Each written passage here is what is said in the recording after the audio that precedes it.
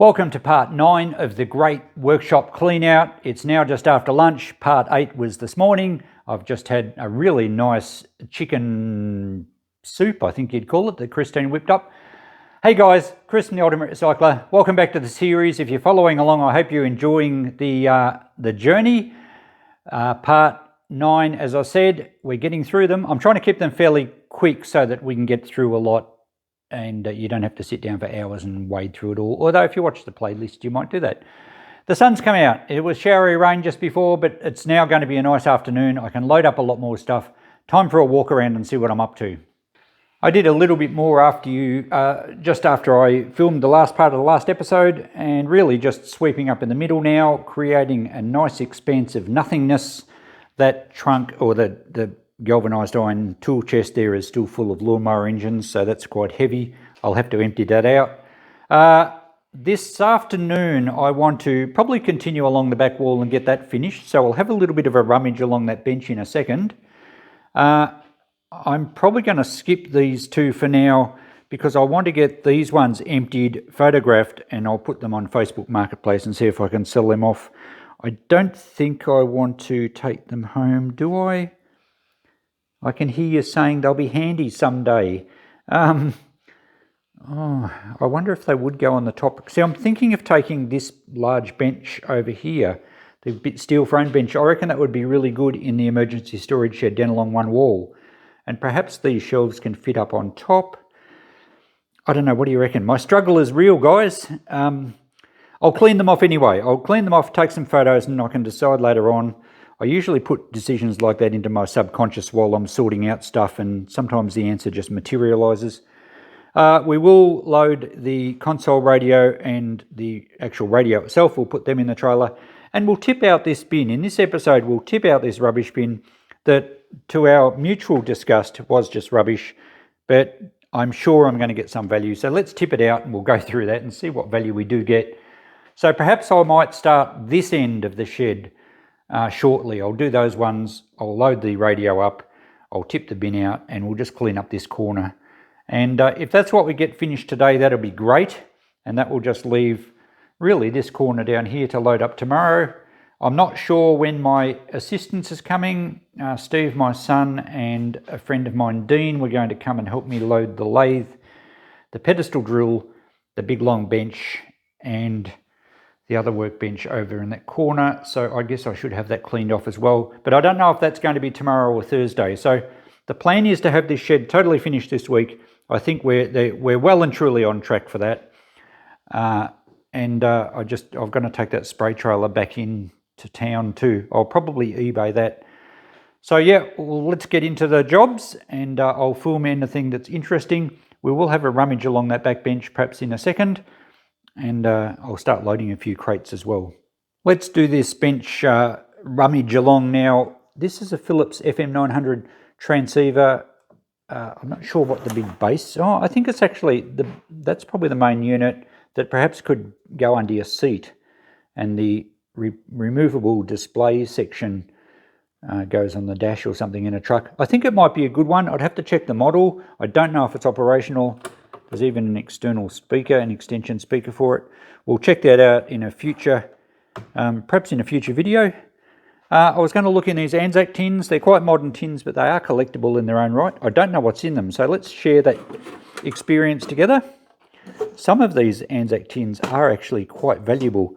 Even though they're in the last 10 years or so, they are quite collectible, and some are really sought after. This is random electronic bits, mainly plugs. It looks like plugs and sockets, audio stuff, a large connector block. There's going to be them magnetic catches,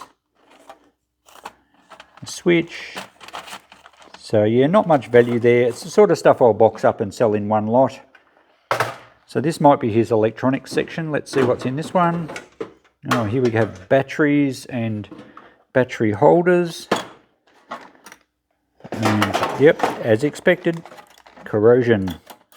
So these have obviously been here for a while. I do have a tub for dead batteries to take them to the recyclers. We'll probably test them first. Some of these might be okay, but clearly some of them won't be. All right, that's not exciting at all. Let's look in the next one. Feels very light, it might even be empty. Yep, there's barely even biscuit crumbs. So, as I said, those tins will sell well. They're going to be at least $10 each, but I will check the rarity of them because I have seen one sort that brings about 100 on eBay regularly. This one's got something in it. Electronic components, hardware, well, you know, lots of new packets of it. This will be handy hardware for my shed.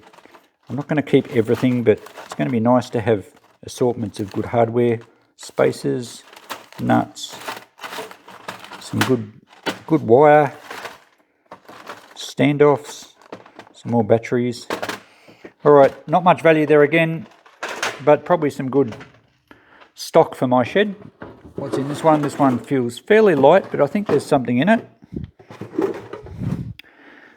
Electronic components, resistors. Packets of resistors. What else have we got? Oh, lots of resistors. A few capacitors, a power resistor. I think these are bridge rectifiers. So, yep, there's some components there that I will certainly take home and sort out. Alright, we'll pack all those in a box in a minute. This is a siren generator, a complete kit. Looks unopened. Well, it's torn across the tag, but I don't think anyone's actually opened it. It's still stapled. So it's an electronics kit. I don't think I really need to make a siren generator. Maybe we'll sell that. Random stuff there, more jars full of things. Lots of cable ties. I'm never going to have to buy cable ties again, or drill bits, or plumbing fittings. That looks like it was another kit, a diesel sound simulator. Well, that probably would have gone with the miniature locomotive that he made. So that one has been unpacked and probably built. Motorbike horn. There's been lots of these cutting discs, and you know what? That one's actually unused, but I've been throwing them all in the rubbish box because you don't know if they've been cracked, and I really don't want to be on the cheap and fire up an old cutting disc from someone's shed and have it explode in my face. So I think for the cost of them, I think we'll throw it out. Parts trays, little odds and ends, some araldite that's been leaking by the feels of that. Lots of heat shrink tubing. I found another pack of it before, so I'll use that. Probably not all of it. I'll probably have to live to be 300 to use all that stuff. I've pulled this out from underneath before. It's a Makita corded angle grinder. Interestingly, the cord is only that long, so I'd suspect it's been cut through the cord and he's put a new plug on it. The other interesting thing is the blade clearly has an issue. So that's either been dropped or something's been dropped on it. But I will test that Makita. I might put another cord on it, or at least make sure the plug's safe. And they're a really good machine, those, so that'll be something I can sell. More cable ties. What do we got here? A spool of quite heavy copper wire. Tape, more tape, empty tin, antenna coil off a radio, a bike bell, a little piezo speaker off something. That's an air fitting. So as you can see, there is a lot of rubble on the bench for not much value. Some sockets in there, some spanners, some more crimp-on fittings. What have we got in this one? There's some sockets in there too. This is a leather type, sort of a bum bag, I guess you'd call it, but it's quite solid leather. I don't think there's anything in it. Oh yes, there is. Oh, it's nails. So I guess you'd call it a carpenter's bag. Well, that would probably sell. What do we have here? A AMF. Oh, this is a Walkman. The one I got a few episodes back, I did quickly check the model, and they sell very well on eBay. Even not working, they were selling. I can't open this one-handed, but it is a. Oh, there we go. It is a cassette Walkman. So we'll put that in our to be appraised box. That's out of a telephone. So just a dial pad out of a telephone. I think that's probably a 1990s era phone. So probably only e-waste there. A few people picked up on this. That's the only thing in this shed that's connected with vintage remote control. There's no planes or boats or anything, or cars. I guess he would have had a remote control plane, seeing so he was a pilot. But yeah, unfortunately we don't have that. More parts here. King Chrome are a pretty good brand. That's a little security bit set, which are great. I've got a couple of these. So yeah, that's good. Looks full and unused. Excellent. Can never have too many of those. That one might live in the van. What do we have here? A power supply, GME electrophone. So that's for a UHF radio or base station. Oh, there's no LED in it. It's either been broken or the thing's been fiddled with. But they're a good regulated power supply, those. So we'll check that one out. We have a little toolkit here. What's this? Oh, it's a little bit set again. How do I get into this? There we go. Oh, look at that. I think it's only a cheap set, but a big range of security bits there. So that might find a place on the workbench. Oh, cool. How it folds down when you close the lid. I don't know that it's a good quality set. You know, never believe professional, when they say professional line precision screwdriver. I can't read the brand on it. Jackley, sounds very Chinese, yes.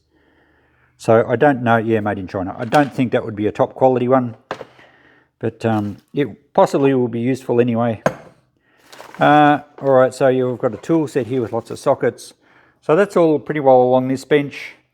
That might do for around here. What's underneath? They'll be probably all set hard and no good. That looks like a UHF, like a walkie-talkie thing. Don't know if it's any good. I'll have to check that out.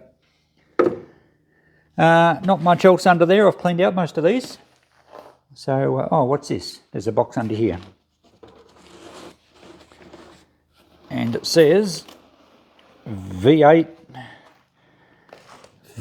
doorbell. It's faster than your average doorbell. And, oh, okay. This might be some of his electronic sets he was making, perhaps. Or he's pulled that out of something. It does look a little bit too professional to be a homemade kit. Yeah, it's probably not much more than e-waste, this stuff. Well, the connectors will be handy. And there's a bag of new components. Capacitors, resistors, potentiometers. Okay.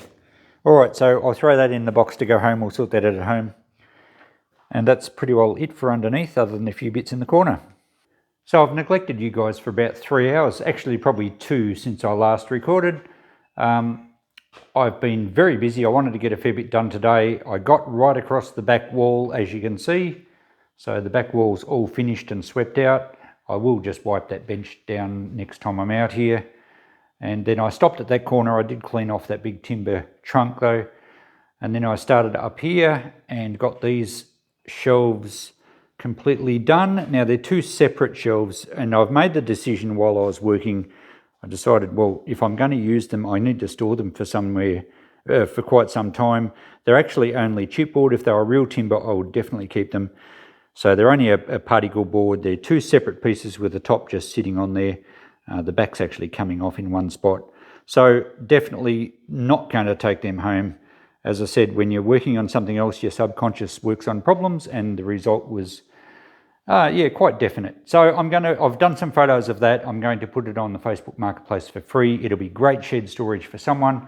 I'm not going to try and sell it. I'd rather it just go. There was a backboard behind it as well, so they can have that too. We're not going to get to this bin today. I've sort of run out of time. It's about 5 o'clock. It's starting to get cold and dark. We only have probably another half hour of light. It's getting dark pretty early these days, although I think the days are actually starting to get longer now. Packed up a few other things. That trunk's ready to load, so I'll put that in the van now. A couple more milk crates full, ready to go. That's all recycling except for a piece of timber on top. So making good progress. It's been a fairly productive day. I've had good chats with the owner as well, and also talks on the phone to his nephew. And the neighbour popped in just because he knew there was some issues with the owner and his memory, and we just wrote out a bit of an agreement on paper that we all signed just to keep everything clear, because the owner's getting a little confused still on what I'm doing, and I've just kept it that let's do the workshop first, and he's agreed and everyone's happy with the deal on the workshop, and then we'll talk about the garage and maybe the house. And you know, the ride-on mower and the big good generator, he still thinks he's going to keep, but of course he won't have anywhere for a big generator or a ride-on mower in the little house he's moving to. So that will sort itself out in due course. I'm happy just to do this shed as a separate deal. Nearly done. The radio I did drag out here. The cabinet unfortunately has been quite damp and the veneer's all peeling off it. So I'm going to just perhaps put that on Facebook for $50. I'll give it a clean up, bit of a, you know, just a dust, and we might make someone's day. All right, so a very good, successful day. It's Tuesday now. I'll be back out here probably about 10 in the morning. I'm still not sure when my help is coming. It'll either be tomorrow or Thursday. If I can get rid of those benches or the pigeonhole units there, I really only have 2 benches to move on this side and a little bit of stuff to pack up. Tomorrow morning we'll do another episode. We will have a look in the rubbish bin and a bit of a fossick there. Also that aluminium army military case there, the trunk, I don't think I've actually looked in that one yet. So we'll do that one again tomorrow. There's still a little bit of stuff in that big chest where the woodwork planes came from. There was still some other stuff in there to get out. So we'll finish all this off tomorrow, hopefully, and a bit of a sweep out, and we've just about knocked the job completely over. We still have a bit to do in that corner as well. So thanks for coming along again, guys. I'm really enjoying your company. You're keeping me entertained. Well, I guess in a way, I'm sort of formulating what I'm going to show you when I film next while I'm doing it. I haven't got a radio going or anything here. I normally like to have a bit of music or something in the shed, but you know, I'm enjoying this. It's a lot of stuff, and the huge majority of the stuff isn't worth barely anything, but we've got some good gear amongst it. You know, the better stuff is certainly going to make this deal well worthwhile. It's going to enhance my workshop down the track, and you know, the bank balance should do okay out of it. I don't do this just for charity, but we are offering a service. Hopefully the old guy's happy, hopefully the family are happy, and there we go. We'll catch the next video. The next episode will be tomorrow morning. As far as me filming, I'm not sure how I'll structure these up. Usually when they're ready, I put them up. I don't sort of keep them in the bank for you. I'll keep you right up to date. We'll catch you next time. Bye for now.